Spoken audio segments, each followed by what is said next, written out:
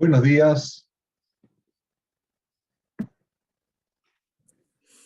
Hola, buen día. Buenos días. ¿cómo les va?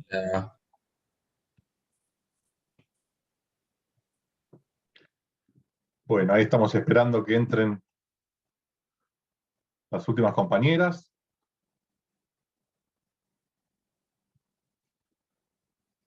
Bueno, para quienes no me conocen, yo soy Juan Facundo Dominoni, soy uno de los docentes de la cátedra que en esta primera parte me ha tocado rotar en función de las coberturas de otras comisiones, pero que a partir de la segunda parte, es decir, después del parcial, me van a tener a mí fijo en reemplazo del doctor Vega. El tema de hoy es un tema que a priori nos lleva muchas veces en cuanto a lo que es la lectura, ¿sí? A hacernos como muy tediosa, muy aburrido, la comprensión de lo que implica el tema de privilegios, ¿sí? Y los efectos que los privilegios producen en relación al crédito. Entonces, lo que vamos a hacer, hoy yo les he preparado un PowerPoint para ir más o menos estructurando y que no solo que les sea leve, sino que vayan pudiendo comprender el tema, porque es un tema realmente muy interesante. Lo que ocurre es que muchas veces de los libros o hasta de las propias clases, ¿sí? Resulta ser un tema aburrido y es importantísimo en la práctica porque con esto uno puede llegar a ganar un, un beneficio muy importante, el beneficio económico para nuestro cliente. Entonces, partiendo de esta base, yo hago una pequeña intro y ya los pongo al tanto de lo que es el Power.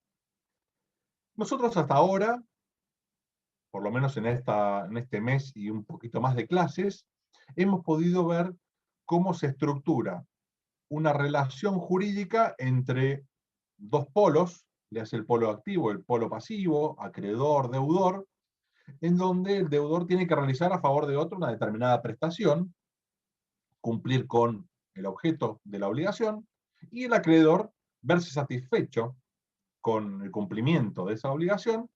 ¿Para qué? Para finiquitarla, es decir, cumplida por la vía idónea de cumplimiento de la obligación, que es el pago, porque el pago, recuerden que es el cumplimiento exacto y específico de la prestación debida, conforme a las circunstancias de tiempo, lugar y modo, ¿sí? Podemos ver que en esta estructura obligacional, digamos, en el uno a uno, frente a frente, le hace un acreedor y un deudor, no hay problema en cuanto a quién va a cobrar antes o quién va a cobrar si hay una deuda. ¿Por qué? Porque la teoría del crédito y la deuda determina, cuando hay relaciones singulares, es decir, de un acreedor y un deudor, determina que el acreedor tiene todos los derechos y acciones para atacar a este deudor, patrimonialmente hablando, para percibir la prestación debida. Ustedes han visto de la primera unidad que las obligaciones obviamente nos muestran a nosotros algo, que el acreedor puede hacer todo y absolutamente todo lo que le está permitido por ley, no puede ejercer violencia física ni ningún tipo de violencia, o sea, coacción sobre el sujeto deudor, pero sí puede ejercer lo que se llama la teoría de la garantía, es decir, tratar de hacer garantizar el cumplimiento de la obligación no cumplida o adeudada. Recuerden siempre lo mismo. ¿Ustedes por qué estudian obligaciones ahora? Y obviamente me van a responder porque es la primera materia después de Civil 1 y que, bueno, nos lleva a entender la parte posterior de lo que vieron en Civil 1. Es decir, ustedes vieron el individuo como tal, la persona, las diferentes personas, las cualidades de las personas. Bueno, ahora nosotros estamos viendo las cualidades de las relaciones civiles patrimoniales. Y una de las cualidades específicas de la parte activa, léase de lo que es la parte del crédito, es el tema de los privilegios. ¿Y los privilegios qué son? Y ustedes van a ver que, si empiezan a leer en los libros o en el código, Los privilegios importan algo, importan entender que algunos, entre comillas, privilegiados, se beneficiarían o se beneficiarán antes que otros. ¿Y esto qué es? Esto es la teoría general del privilegio, que es lo que vamos a analizar ahora. Entonces, les comparto el PowerPoint y lo comenzamos. ¿Lo pueden ver bien?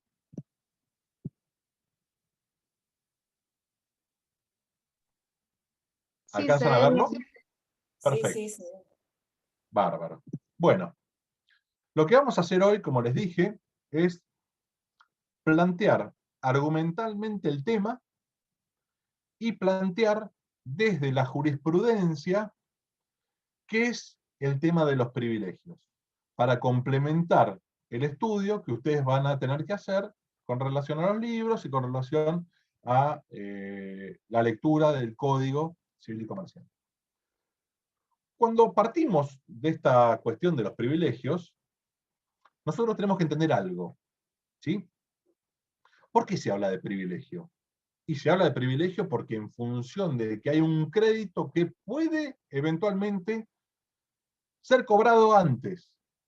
Ese crédito puede ser pagado, como se indica en el 2573, con preferencia a otro. ¿Y por qué se estudia esto? Si en realidad nos encontramos frente a un acreedor y a un deudor. Sí, guarda. En una relación individual, como yo les decía, un acreedor y un deudor, el deudor sabe a quién tiene que pagarle, cuánto tiene que pagarle y cómo tiene que pagarle. Pero ¿qué pasa si el deudor tiene muchas deudas, muchos débitos a los que hacer frente? Entonces, acá es donde empieza, ¿sí?, a tener entidad el tema del privilegio. ¿Por qué? Porque el privilegio apunta a priorizar un crédito por sobre otros que también tienen derecho a ser cobrados. Lo que pasa que les va a ganar. ¿Por qué? Porque tienen esta calidad, esta propia calidad del crédito, que es el privilegio. ¿Qué significa esta calidad o preferencia frente a otro crédito? Esto es alterar un principio de derecho, que es la pars conditio creditorum. ¿Sí? En algunos libros lo ven como pars condicio, Calvo Costa lo pone como pars condicio, es indiferente. Es establecer en un pie de igualdad a todos los créditos. Si hay un proceso en donde el deudor le debe a varios, bueno, ¿quién va a cobrar primero? ¿El que tiene el crédito más viejo? ¿O el que tiene, por ejemplo, una garantía sobre un bien determinado? ¿O el que hizo trabajos sobre un bien determinado? Todo esto es lo que tenemos que empezar a analizar cuando vamos leyendo, que esto implica algo, una normalidad permitida por la ley. ¿Por qué? Porque, insisto, todos los créditos deben ser pagados por igual. No hay acá beneficios. Lo que ocurre es que la ley, y específicamente el Código Civil y Comercial, en nuestra parte de privilegios, nos establece ciertas prioridades preferentes para el cobro en función de, por ejemplo, cumplir con cuestiones de deber moral. Por ejemplo, si alguien hizo gastos o tuvo gastos funerarios porque la persona murió y lo que se buscaba era que esa persona fuera sepultada, ¿sí?, esto se prioriza por sobre un crédito económico. Si se hizo un arreglo, una cosa, perdón, un arreglo, una mantención en una cosa, o una construcción en una cosa, bueno, quien haya hecho ese arreglo tiene prioridad sobre esa cosa. ¿Qué es esto? Es tratar de apuntar a las cuestiones de lo que sería lo justo. Acá ustedes van a ver que, en líneas generales, el código y las leyes especiales, que ahora vamos a mencionar, nos van marcando un camino, el camino de la justicia. Muchas veces el tema de la justicia, la equidad y el respeto a la humanidad, a la integridad del hombre, había sido desplazado. Nuestro Código Civil y Comercial actual, ¿sí?, es prohumanista. y tiene un montón de características en pro de lo humano. ¿Sí? Entonces, dentro de esta prioridad también podemos sostener el tema de la preferencia. Ahora bien, cuando ustedes estudiaron Civil 1, vieron que el patrimonio, ¿qué es? El patrimonio, el conjunto de bienes de una persona. ¿Sí? Hay bienes, derechos, que pueden ser disponibles y otros que son indisponibles. Unos que pueden ser atacables y otros que son inatacables. Unos de los cuales los acreedores pueden hacerse valer y otros que no. Ese patrimonio, también estructurado dentro de lo que es una definición clásica del derecho, que es la prenda común de los acreedores o la garantía común, es lo que permite al acreedor decir, bueno, si no me paga este deudor, yo ataco el patrimonio. Ataco los bienes que son disponibles. Ataco aquellos bienes que yo puedo eventualmente liquidarle porque no cumplió en tiempo, forma, modo y lugar. Le hace porque no pagó, técnicamente hablando. Entonces, si nosotros, haciendo un raconto de estas dos filminas, entendemos que todos los acreedores son acreedores por igual, que ninguno cuenta con preferencia, salvo que haya más de un crédito que esté atacando al patrimonio, ahí tenemos que analizar el porqué de la cualidad. Esa cualidad que les permitirá a ciertos acreedores cobrar antes y desplazar a otros, que por ahí tuvieron un crédito anterior, pero que era un crédito común y que no tenía privilegio. Si un acreedor, por ejemplo, prestó dinero, un mutuo dinerario, y constituyó, digamos, al prestarlo, una garantía hipotecaria sobre un bien, es decir, el deudor hizo una hipoteca sobre un bien propio para garantizar este crédito es un crédito que va a ser privilegiado en relación a cualquier otro crédito común. ¿Por qué? Porque tiene una garantía.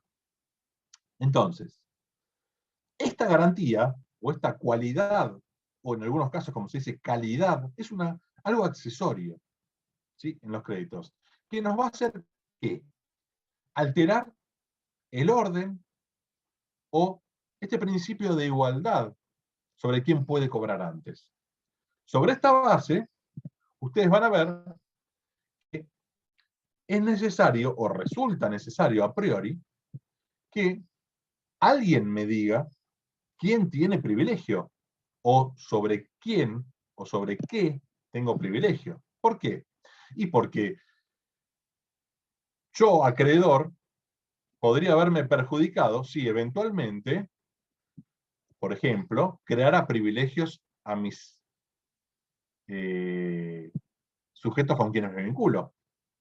Si yo, deudor, le creara algún privilegio a algún acreedor en perjuicio de otros. Sería un poco como inestable jurídicamente hablando cualquier tipo de situación en donde quedara a libertad discrecional personal del deudor crear los privilegios.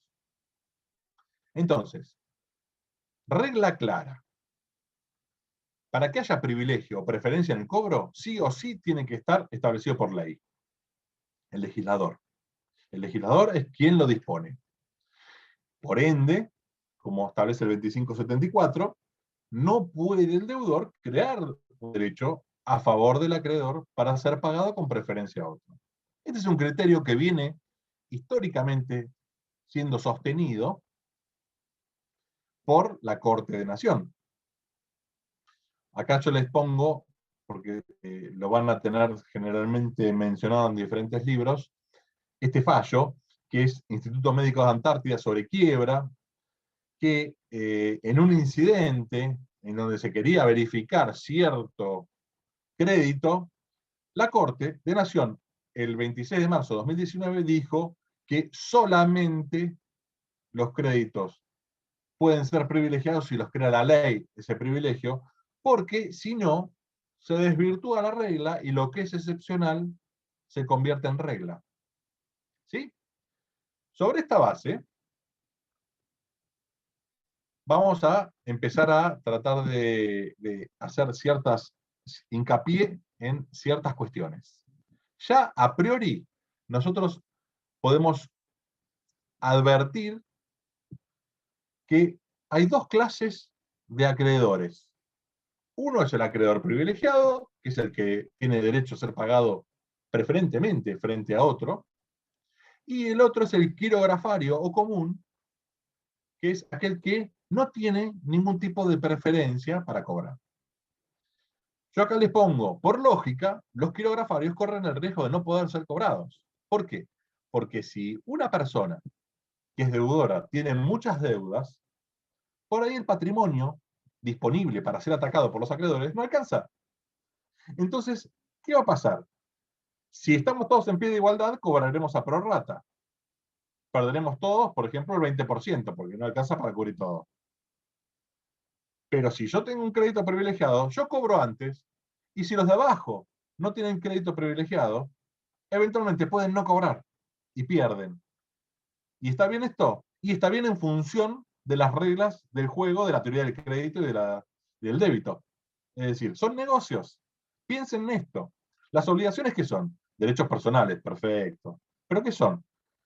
Son los efectos patrimoniales de los vínculos entre personas. Entonces, por eso estamos estudiando ahora esto. Por eso no estudiamos, por ejemplo, familia en segundo año. Porque en familia y sucesión nosotros vemos los vínculos entre personas que estamos ligados entre sí, ¿sí? Por vínculos familiares, valga la redundancia. Pero es bastante acotado, un margen bastante corto. Acá nosotros estamos diciendo que las obligaciones a priori nacen para ser cumplidas. La regla general es que cuanto antes se cumplan, mejor. La diferencia con los derechos reales es que los derechos reales, cuanto más tiempo pasa, más constituye derechos, y en nuestra materia, cuanto más tiempo pasa, más se pierden los derechos. Y también en nuestra materia está la regla de la igualdad, salvo que hubiera privilegio. Entonces, sobre esta cuestión, tenemos que comprender algo muy, pero muy importante, que nuestro código habla de privilegios especiales y los desarrolla a los privilegios especiales. Ahí me está preguntando Franco. Ahora, Franco, dame 2 segundos que vamos a llegar para poder contestarte la pregunta. Cuando tenemos privilegios especiales, recuerden, tenemos privilegios sobre ciertos bienes, esa prioridad para ser cobrado antes. Nuestro código reconoce la existencia de otras leyes. Al reconocer la existencia de otras leyes, está diciendo, ojo, no solamente el Código Civil y Comercial regula la cuestión de privilegios. También está la ley de navegación, el Código Aeronáutico, el Código de Minería, las leyes laborales, ¿sí? Como acá detallamos, la ley de seguro, la ley de entidades financieras. ¿Esto qué significa? Que hay ciertas relaciones jurídicas que establecen prioridades o preferencias para ser cobrados los créditos con anterioridad a otro. Sobre la pregunta que me hacías recién, Franco, ustedes no lo han visto, pero una regla general del derecho en materia de derechos reales es que el tiempo, ¿sí?, se relaciona en forma directa e inmediata con el derecho real, de tal manera que el primero en el tiempo tiene un mejor derecho. Quien inscribe antes, por ejemplo, un embargo, tiene mejor derecho a ser cobrado antes con respecto al que lo inscribió y después llega tarde porque ya inscribió el otro. Esto es, el principio es prior in tempore potior in iure. Es, cuanto antes vos inscribas o hagas algo, mejor derecho vas a tener. Pero esta regla del prior in tempore puede verse alterada con la cuestión de los privilegios, porque por más que vos hagas lo que quieras y lo quieras ejecutar a tu deudor porque te debe 10.000 pesos de un pagaré, si este sujeto entra en un proceso de ejecución colectiva de bienes, le hace concurso o quiebra, o eventualmente entra en una ejecución de un bien determinado y ese bien estaba garantizado con una hipoteca, va a cobrar tarde, si es que cobra. Entonces, lo que tenemos que tener en cuenta es lo siguiente. El privilegio nos da la posibilidad de cobrar antes. ¿Antes de qué? Antes de otros acreedores. Dependerá qué tipo de privilegio tenga para ver si yo puedo atacar un bien o ciertos bienes determinados. Esto es, si tengo un privilegio sobre una cosa, yo ejecutando esa cosa, cobro. ¿Sí? Y seguramente, si soy el acreedor que, por ejemplo, embargó esa propiedad o ese bien en primer lugar, seguramente pueda cobrar, aunque sea algo, porque muchas veces ni siquiera, aún habiendo garantizado con un bien determinado la percepción del crédito, ni siquiera se puede cobrar porque por ahí el monto del crédito es superior, por los intereses, o por muchas cosas más, por la depreciación de un bien, por la pérdida parcial de ese bien. ¿Se entiende? Entonces, ¿qué es lo que tenemos que tener en cuenta sobre estas explicaciones? Primero, nuestro código reconoce la existencia de otros privilegios en otras leyes. Nuestro código no va a establecer ningún orden ni ninguna norma respecto a privilegios cuando un sujeto entra en concurso o quiebra. ¿Qué sería para poder entender claramente esto? El concurso en materia comercial es cuando un deudor, por dificultades para afrontar los costos y las deudas que tiene, solicita al juez un proceso concursal que es, señor juez, yo pongo a disposición todos mis bienes, pero yo quiero seguir trabajando. Voy a intentar pagar todos los débitos o deudas que tenga, pero muy probablemente para pagar no se pague el 100%. Se intenten hacer algunos acuerdos de continuidad, por ejemplo, de empresa o de continuidad del negocio, ¿sí? Pero con cierto beneficio para este sujeto deudor. Es decir, disminuir un poco los costos. ¿Por qué? Porque disminuyendo un poco los costos podría afrontar el pago de las deudas. Esto es el concurso. La quiebra es un proceso que ya no es de mantención de una empresa, sino que es de liquidación de la empresa o negocio. Es decir, señor juez, liquídeme todo el activo que tengo. No tengo más que esto. Tengo tantas deudas que superan mi activo. Determina usted cómo va a hacer o efectuar el orden de privilegios. Y acá está. Esta parte es la que nos está interesando. Fíjense, ya saliendo de la parte concursal, o de concurso de quiebra, ¿sí?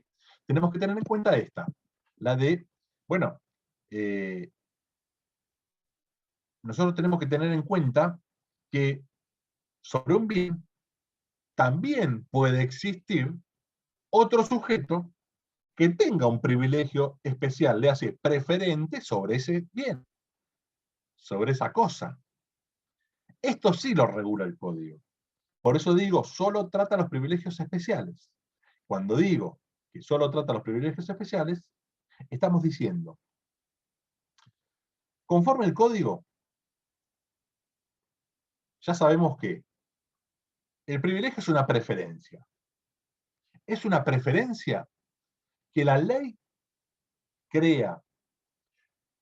Una preferencia que la ley crea para alterar el orden normal de cobro de los créditos. Y cuando hay alguien que se beneficia para alterar el orden, hay que ver si no hay otro también que se beneficia. Y existan, por ejemplo, dos acreedores que embargaron un bien por las deudas del deudor. Es aquí donde el 2586 nos va a marcar algo. En primer lugar, nos dice, ojo,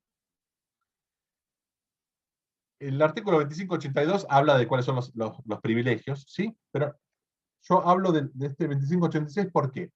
Porque acá nos da la pauta de cómo nuestro código complementa, digamos, toda la cuestión de privilegios en lo que es la legislación civil y comercial. Sobre esta base, el código, como les dije, reconoce estas leyes especiales anteriores y dice, por ejemplo, hay un crédito preferente de quien fue el armador de un buque o quien fue el armador de una aeronave. Si Boeing colocó, por ejemplo, las turbinas de los aviones, tiene prioridad para cobrar en una quiebra, por ejemplo, de una línea aeronáutica, tiene prioridad para cobrar. ¿Por qué? Porque sobre ese bien, ¿sí?, rige lo que es el privilegio del código aeronáutico. Para que vayan entendiendo, este artículo nos va diciendo, nos va abriendo un paraguas. Nos está diciendo, mire, en caso de coexistir, ya no acreedores comunes, sino acreedores privilegiados, este va a ser el orden. Y sobre esta base, nosotros lo que tenemos que entender es esto. Como primera conclusión parcial, nuestro tema o el privilegio como tal necesariamente debe interpretarse restrictivamente. ¿Por qué? Porque es algo que es excepcional. Al ser excepcional, nosotros lo que advertimos es que si lo amplificamos para todos los acreedores, sin beneficios, sin esa cualidad, desvirtuaríamos la regla. Ya el SINA, un gran procesalista nuestro, nos decía, debe interpretarse restrictivamente en cuanto importa una medida de exclusión de bienes de la prenda común. Es decir, ¿qué está diciendo? Hay un patrimonio, todos los bienes que están dentro del patrimonio conforman la prenda común, pero si hay un privilegio, lo sustrae, lo saca de ese patrimonio. ¿Para qué? Para que lo ejecute tal sujeto acreedor que tiene preferencia. ¿Me comprenden? Entonces, a partir de esto, nosotros, ¿qué apreciamos? Apreciamos que ya el crédito se crea normalmente, es un vínculo entre acreedor y deudor, crédito-deuda, las dos caras de la moneda. Pero la preferencia de ese crédito para ser cobrado con anterioridad tiene interpretación restrictiva, es excepcional porque está alterando este principio general, y por otro lado, ¿sí?, es accesorio a este crédito. No es ni un derecho real, no es ni un derecho personal el privilegio. El privilegio es una calidad del crédito para ser cobrado con anterioridad. Y sobre esa base estamos parados. ¿Sí? ¿Alguna duda hasta acá? Sí, profe, una consulta. Con respecto al tiempo, por ejemplo, si hay un deudor y tiene 5 acreedores quirografarios y el sexto es privilegiado, sí, ¿qué pasa con los 5 anteriores? ¿Vos qué pensás, según lo que hablamos? Y según lo que hablamos, el privilegiado cobraría el 100% todo. Por Eso me resulta supuesto. extraño. Por eso me resulta extraño de que los 5 anteriores, Es que no sin es saber qué puede extraño. llegar a pasar después. Es que no es extraño. ¿Por qué? Porque tiene una garantía para ser cobrado con anterioridad. ¿Se entiende? Si no hay Sí. garantía, en caso de una ejecución, por ejemplo, de ese bien, va a cobrar primero, los gastos del juicio. Es decir, tasa de justicia, sobretasa, gasto eventualmente del perito tasador, del perito martillero, del liquidador, gastos honorarios de los profesionales. Una vez garantizados estos costos, cobra el crédito. Si alcanza para cobrar el todo este privilegiado, lo que queda se va a distribuir entre los demás acreedores que están en un mismo lugar de ubicación. ¿Sí? Y si eventualmente vos decís, había uno privilegiado y son 5 kilografarios. Suponte que había 2 privilegiados, bueno, se va a liquidar primero entre estos 2 y lo que queda se va a liquidar con los restantes. ¿Por qué? Porque, como hemos dicho a lo largo de todas las cursadas, en nuestra materia rige algo fundamental, que además de lo que son los vínculos propios de las obligaciones, está un factor que es esencial, el factor tiempo. El factor tiempo me va a determinar a mí cobrar primero. Si es una ejecución individual, yo ejecuto antes y por ahí se me prende otro acreedor sirviéndose de la ejecución que yo inicié. Pero ¿qué pasa? Si bien los dos somos iguales, yo insté al cobro. Y como estoy ejecutando mi deuda, voy a cobrar con prioridad sobre el otro. ¿Por qué? Porque gané en el tiempo.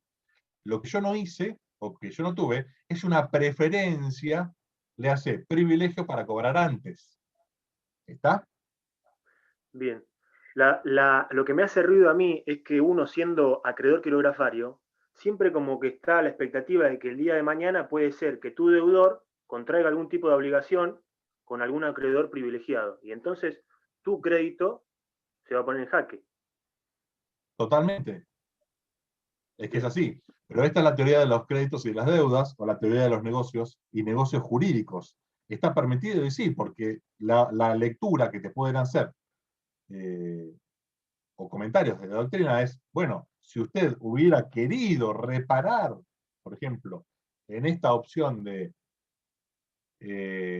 digamos, reparar en el sentido de prestar atención, si usted hubiera prestado atención de que el sujeto deudor era medio incumplidor, ¿sí? Si hubiera servido de algún privilegio, eventualmente de los que establece la ley. Hubiera embargado, si podía, el crédito. Hubiera hipotecado, o hubiera obtenido, contra entrega del dinero que prestó, la hipoteca, y hubiera inscrito registralmente la hipoteca, cosa que no hubiera ningún tipo de discusión posible el día de mañana. ¿Sí? Sobre esto, vos me decís, suena extraño, y la verdad, a ver, a nivel negocios jurídicos, ¿sí? La idea es que todos cobren y el que primero, ¿sí?, tiene el derecho, entre comillas, la opción de cobrar, porque es el crédito más viejo, pueda cobrar. Pero no siempre es la regla, porque esto lo altera. ¿Está? Bien, perfecto. Ahora bien, ustedes tienen en el programa y en el cronograma un fallo de la Corte que se los traigo, cuando yo les dije hoy vamos a tratar de hacerlo la clase lo más entretenido posible. Es un fallo que tiene una extensión bastante importante, pero creo que con lo que vamos a analizar hoy, ustedes van a comprender lo que es la esencia de la cuestión. El fallo es un fallo de la Corte de Nación que es la causa Asociación Francesa Filantrópica Quiebra. Este fallo es de 2018, noviembre de 2018. Este fallo es anterior al fallo al que mencionábamos hace un ratito. ¿Sí? Porque el otro era de marzo de 2019. En este fallo, ¿sí?, quizás, yo diría, es uno de los más importantes fallos sobre privilegios después de la reforma de nuestro Código Civil. Es decir, con nuestro actual Código Civil Comercial, es el fallo quizás de corte más importante a nivel privilegio. ¿Por qué? La regla que establece la Corte nos dice simplemente que los privilegios crediticios o los privilegios de los créditos en el marco de una quiebra no puede ser afectado por condiciones particulares del acreedor. Es decir, es indistinto el tema de quién sea el acreedor. Si tal crédito no tiene privilegio, lo lamento, cobrará en igualdad conforme al principio de la pars conditio. ¿Sí? Conforme, si tienen ahí un código a mano, ustedes van a ver que, según el artículo 2573 y 2574, es muy claro. No resuelve, no dice nada, digamos, anormal el fallo. Dice que los privilegios son creados por ley, y si son creados por ley, es el legislador el que establece. Entonces no puede ser afectado, lo leo al revés, no puede ser afectado por la condición particular del acreedor. Clarísimo. Pero ¿qué pasa? Fíjense arriba cuando pongo sostiene por mayoría. No es un fallo unánime. Acá genera una brecha muy importante a nivel estudio por el tema de que esa brecha les marca la posibilidad cierta de incorporar preferencias de cobro fuera de lo que establezca el legislador. Uy, qué problema. Hasta acá estábamos claros. O sea, la ley establecía cuál era el privilegio, era excepcional, era accesorio, era algo absolutamente limitado. Y la Corte nos dice, ojo, momentito, no se pueden crear privilegios en función del acreedor. Eso lo tenemos claro. Pero ¿qué ocurre? Esta respuesta la tenemos que enfrentar a los artículos 1 y 2, que ustedes estudiaron en Civil 1. Según los artículos 1 y 2, ¿sí? Todas las materias o todas las cuestiones que están sometidas a discusión o a análisis jurídico, ya sea extra o dentro de un proceso judicial, tiene que ser analizado en forma conjunta. ¿Conjunta qué?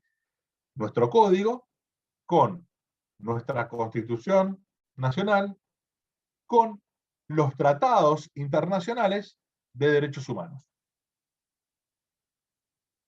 Esto es claro. ¿Y cómo se debe aplicar? Y también, bueno, en caso de duda, la interpretación del juez, dice el artículo 3, el juez debe resolver en función de una decisión razonada, aplicando los criterios anteriores, es decir, el orden de prioridades de, bueno, si no tengo resuelto esto en el código, bueno, me voy a la Constitución. Si no lo tengo en la Constitución, bueno, apelo a los tratados internacionales que fueron receptados por el 75, inciso 22 de la Constitución. Y acá está el tema. Veamos la situación fáctica.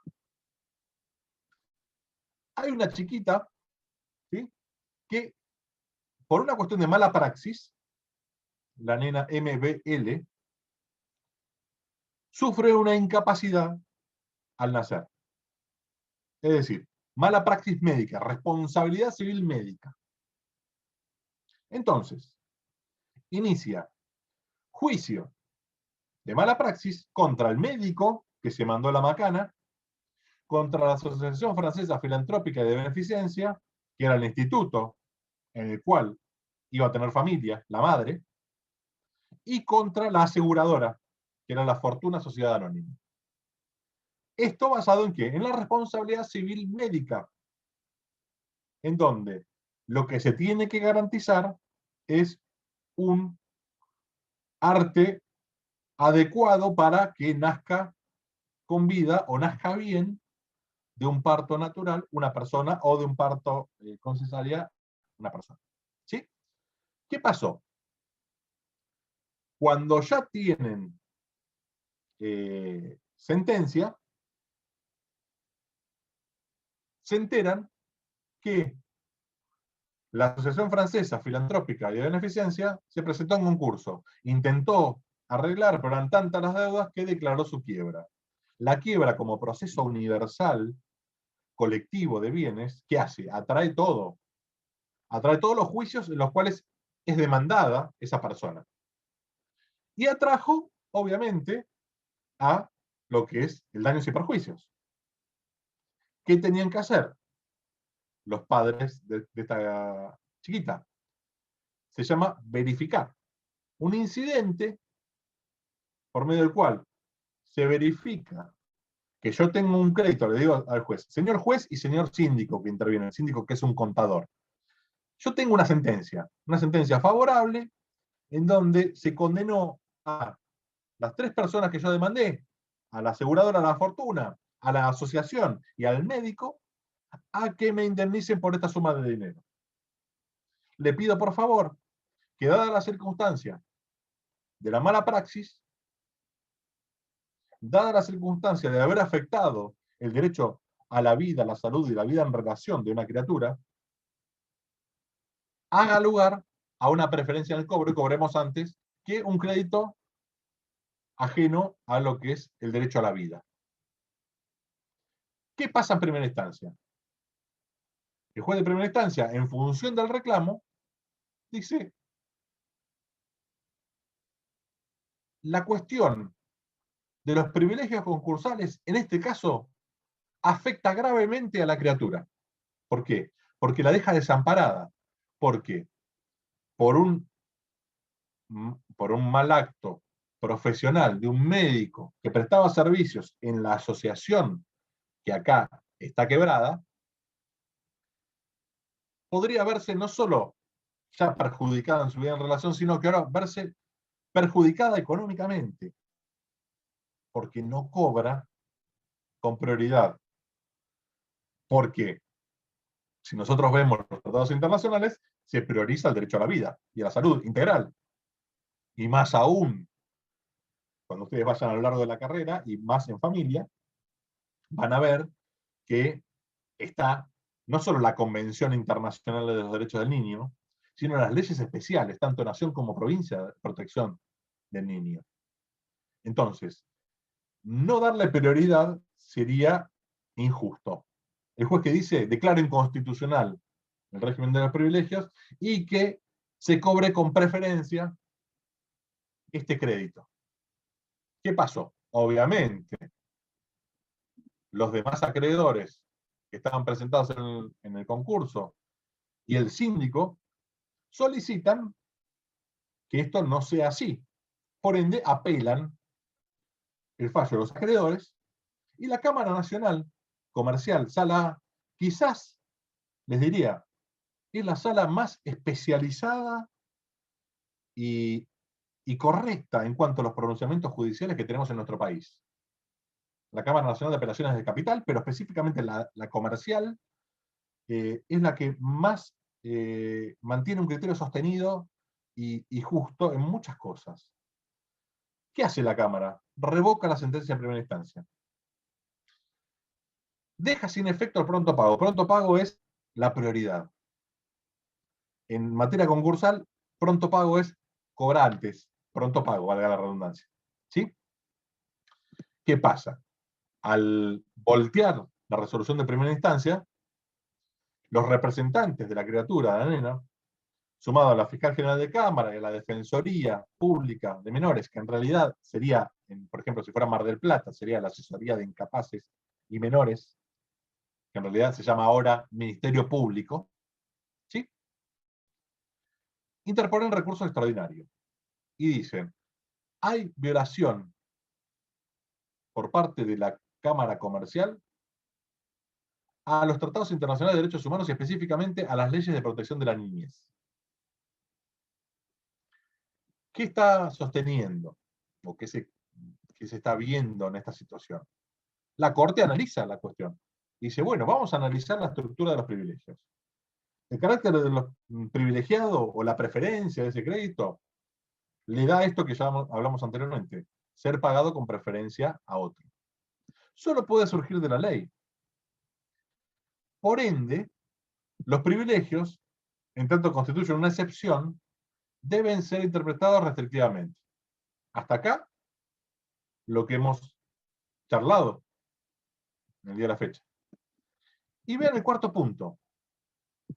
Dice, la ley 24.522, que es la ley de concursos y quiebras, responde a la causa o naturaleza de los créditos con independencia de la condición del sujeto. Esto lo dice la Corte. Está diciendo, yo no tengo que mirar si soy juez, porque en realidad los privilegios los termina definiendo el orden, el código, pero el juez los hace valer en una sentencia, que es la sentencia en la cual resuelve el orden de prioridades para cobrar. En este caso, la Corte dice, a mí no me interesa quién es el sujeto acreedor. Puede ser un menor, puede ser una menor, puede ser una persona con discapacidad. A mí lo único que me interesa es el crédito. Si el crédito tiene causa o naturaleza privilegiada porque la ley lo establece, tiene preferencia para cobrar. Si no, pito catalán y a la cola. ¿Qué hace la Corte? Resuelve por mayoría esto. ¿Qué dice? Específicamente, escuchen esto porque esto es muy, muy importante para que ustedes también, más allá de entender el fallo, tengan en cuenta qué es lo que estamos analizando. La Corte, en un punto que quizás para mí es el más importante, tratando de dar seguridad jurídica, genera un mamarracho, utilizando esta palabra que ahora está tan de moda por las cuestiones públicas que tomamos conocimiento por la cuestión política. La Corte dice, con relación a los tratados internacionales y las normas que invocaron, específicamente Convención de los Derechos del Niño, Convención de las Personas con Padecimientos Discapacitantes, las reglas mínimas de Brasilia, que es darle preferencia, prioridad y acceso a la justicia a aquellas personas que tienen dificultades, y encima las leyes de menores, los niños, hace que solamente todo este conjunto de leyes se dirija al Estado para que el Estado implemente las políticas públicas para que los niños y las personas con discapacidad alcancen el nivel más alto de vida. Específicamente salud, rehabilitación, desarrollo individual e integración social. ¿Qué es esto? Esto es simple.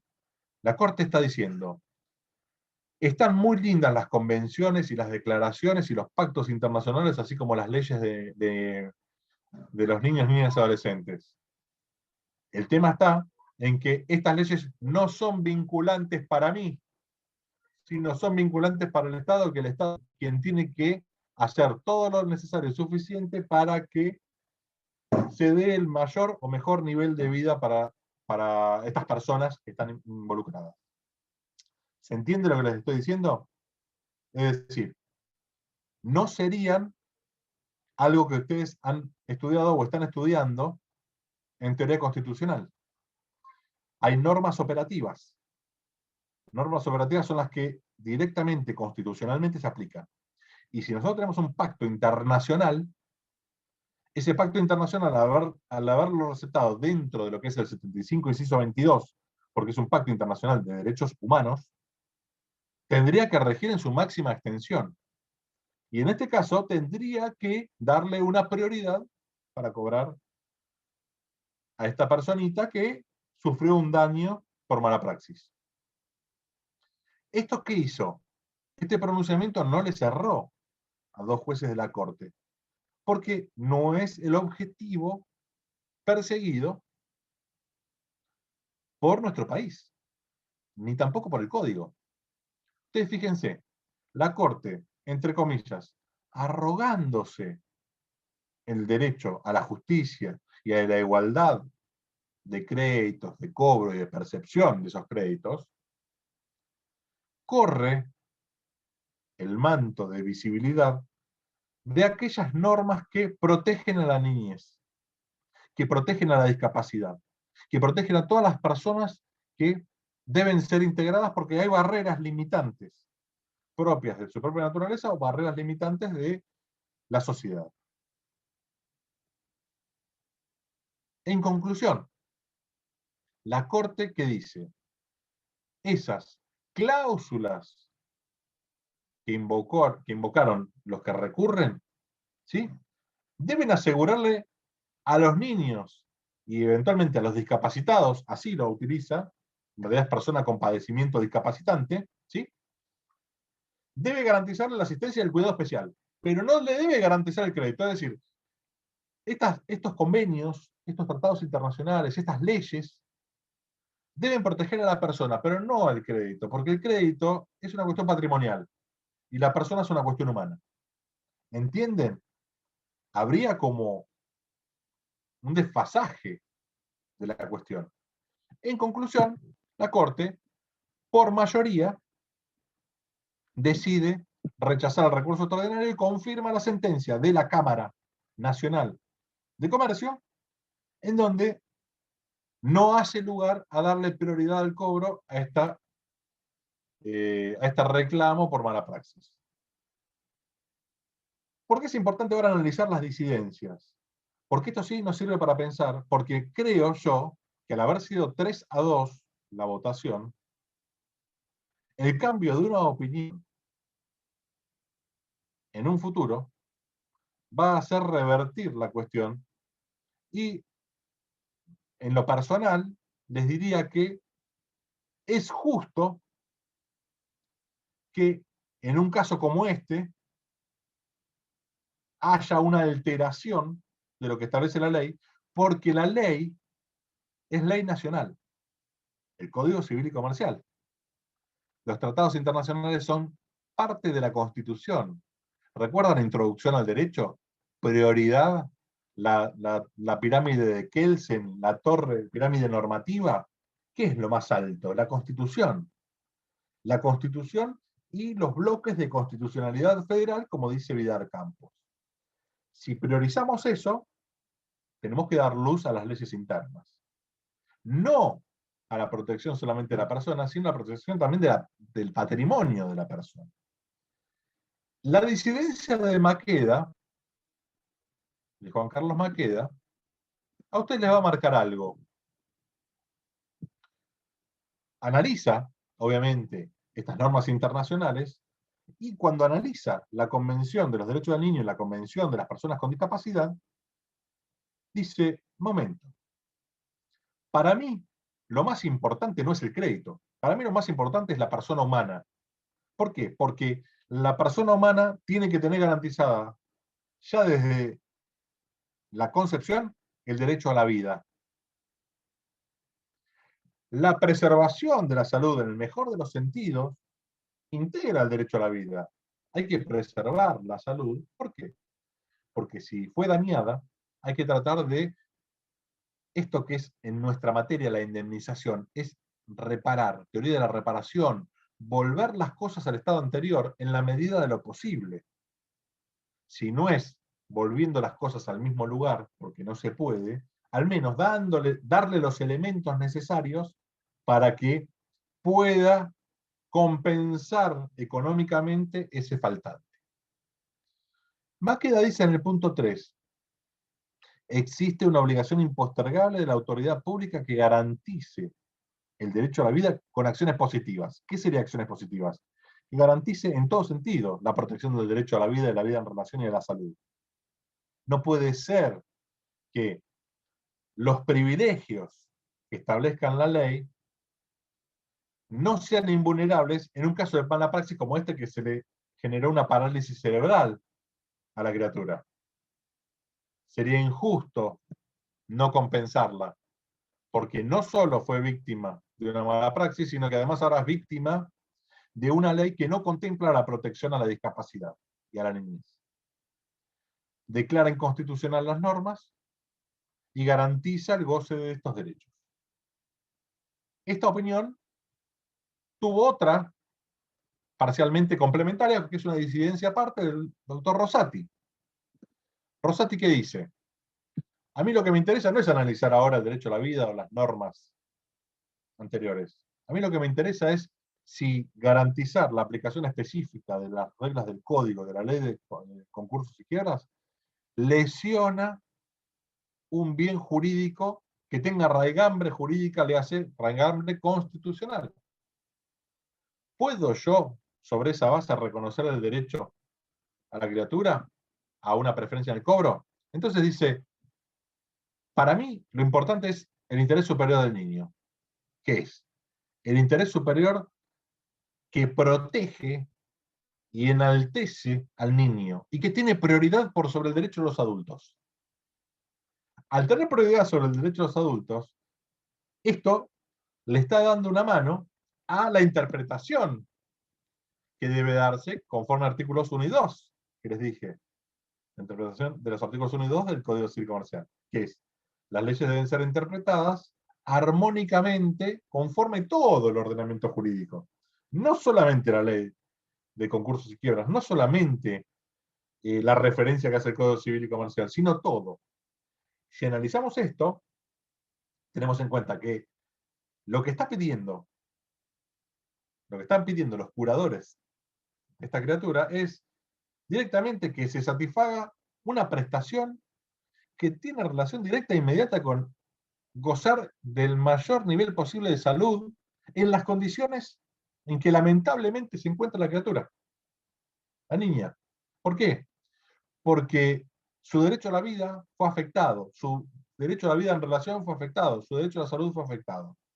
Por ende, Rosati concluye que en el régimen concursal existe, si hacemos una interpretación de los artículos 1 y 2 del Código Civil y Comercial, y hacemos una interpretación constitucional de las normas y protección del derecho a la vida, existe la posibilidad de que en casos muy, pero muy excepcionales, el juez pueda consagrar un privilegio que no esté contemplado en la ley y que se justifique en los tratados internacionales de derechos humanos. ¿Se entendió? Profe, y por ejemplo, si un quirografario tiene un hijo que está pasando por un momento gravísimo y necesita atención médica, que un tratamiento excesivamente costoso. Ahí no, porque el crédito no está relacionado en forma directa e inmediata con la persona.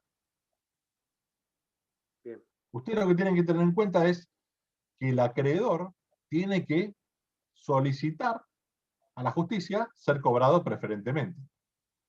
Si eventualmente hay una situación de un menor de edad o una menor de edad o una persona con padecimiento discapacitante, eventualmente, utilizando estas dos minorías, podrían justificar una excepcionalidad de los privilegios. O, por otro lado, ante esta presentación, cualquier juez de primera instancia, segunda instancia o eventualmente la Corte, te planchan el pedido diciendo, me someto a la decisión de la Corte, Asociación Filantrópica. Es decir, la mayoría dijo, no hay privilegios creados por otra persona que no sea la ley. ¿Sí? Bien. Esta es la idea.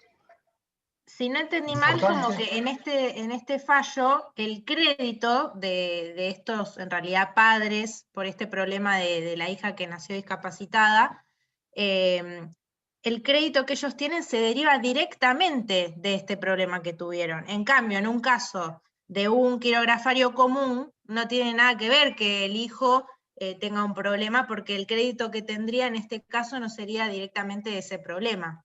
Correcto. ¿Por qué? Porque ustedes lo van a ver en el tema de privilegios y en el tema de lo que es derecho de retención, en donde siempre la garantía va a estar dada en esta cosa y, por ejemplo, en derecho de retención, los gastos que yo hice sobre esta cosa. Si yo, por ejemplo, vayan a un ejemplo absolutamente simple, que es del común. ¿Cuántos de nosotros hemos ido a una zapatería y hemos dejado algo para arreglar y dice un cartelito, zapatería como cualquier otro negocio, dice casa de electrodomésticos, de reparaciones, y dice, en caso de no abonar, será retenido, pasados 6 meses no hay derecho a reclamo alguno? ¿Esto qué es? Esto no es un privilegio, es una preferencia que establece la ley, lo que se llama el derecho de retención, que es la segunda parte que ustedes tienen, digamos, en lo que es la estructura de esta unidad, en donde, por haber hecho gastos, haber hecho mejoras o haber realizado una actividad por sobre esa cosa queda en mi poder hasta tanto yo me vea satisfecho íntegramente de la deuda. ¿Sí? Y esto, a diferencia del privilegio, lo ejerce uno por la ley. La ley te dice, si mirá, si vos hiciste mejoras en la cosa, vos podés retener Ejemplo, el más simple. Si vos contrataste con un arquitecto llave en mano la construcción de una casa y te dice, toma, yo te pagué todo y vos me tenés que entregar la llave de la casa, entro y ya me mudo. Si yo no le pagué todo hasta el último gasto, el arquitecto puede decir, no te entrego la llave. ¿Por qué? Porque ejerce un derecho que le permite el Código Civil y Comercial, que antes lo permitía el Código Civil, que es retener la cosa hasta que se vea satisfecho de su crédito. Y no importa el valor de lo que tenga la cosa, sino importa lo que se le debe. Ejemplo. En un taller, una situación de acá se presentó en Mar del Plata, pero es muy común.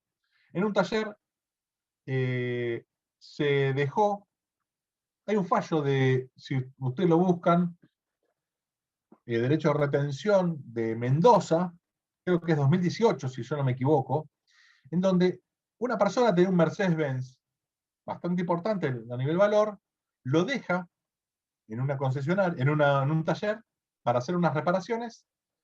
Claro, lo dejó. Un buen día dice, bueno, dame el auto, quiero retirar mi auto. Bueno, pagame los gastos que yo le hice, porque vos me lo trajiste para que le abriera el motor, para que revisara el carburador, pero no estoy satisfecho, no me has pagado todo. Bueno, no importa, pero escúchame, te lo pago después. No. Yo tengo la posibilidad por ley de que me pueda quedar con este auto hasta que vos me pagues todo. Pero pará, el auto vale $60.000 y el arreglo son 20.000 pesos. Bueno, pagame esos 20.000 pesos. No, es que no tengo plata ahora. Bueno, cuando tengas plata me pagas. Esto que en principio nosotros lo podríamos ver como una retención indebida, que podría ser penal, porque nadie puede retener cosas ajenas, está permitida porque es una preferencia para cobrar, ¿sí?, un crédito, teniendo, guardando para sí y reteniendo la cosa sobre la cual se hicieron esas mejoras o trabajos. ¿Esto qué es? Proteger a aquellos que invirtieron tiempo y labores sobre una cosa, de no verse desprotegidos en ser cobrados. Esto que se estudia dentro de lo que es privilegios y después derecho de retención, son dos variantes que existen en cuanto a lo que es la posibilidad de cobrar y de obtener cierto beneficio. En uno, en los privilegios, yo tengo la posibilidad de cobrar antes que los otros acreedores. En el derecho de retención tengo la posibilidad de retener esa cosa hasta ser cobrado. ¿Sí? Estas son las dos reglas muy importantes que nos permiten a nosotros a priori alterar esta igualdad de los acreedores. ¿Por qué? Porque el derecho de retención, como vimos en la filmina de los privilegios especiales que regula el código, el derecho de retención es un privilegio especial para ser cobrado con preferencia a otro porque estás reteniendo la cosa. Es decir, si vos no le pagás los 20.000 pesos, no te vas a llevar el auto de $60.000. Y si eventualmente la deuda fuera de 100 pesos, si vos no le pagás los 100 pesos, también se lo puede quedar reteniendo. Lo que sí tiene el sujeto deudor es la posibilidad de sustituir, y le pide al juez, señor juez, sustitúyame este vehículo, este bien, esta cosa, por otra que garantice ese crédito. Yo le entrego tal cosa, pero necesito ese auto porque soy viajante de comercio y no puedo ejercer el trabajo, por ejemplo. Entonces, en esos casos hay posibilidad de sustituir la cosa que estaba bajo derecho de retención a esta otra cosa y se sigue manteniendo la situación. ¿Estamos? ¿Preguntas? ¿Nada? Bueno, gente, ha sido un gusto y nos vemos, si todo va bien y si Dios quiere, ya después del parcial, para la segunda parte. Que les vaya muy bien. Muchas gracias. Chao, profe. Gracias, profe. Gracias. Gracias.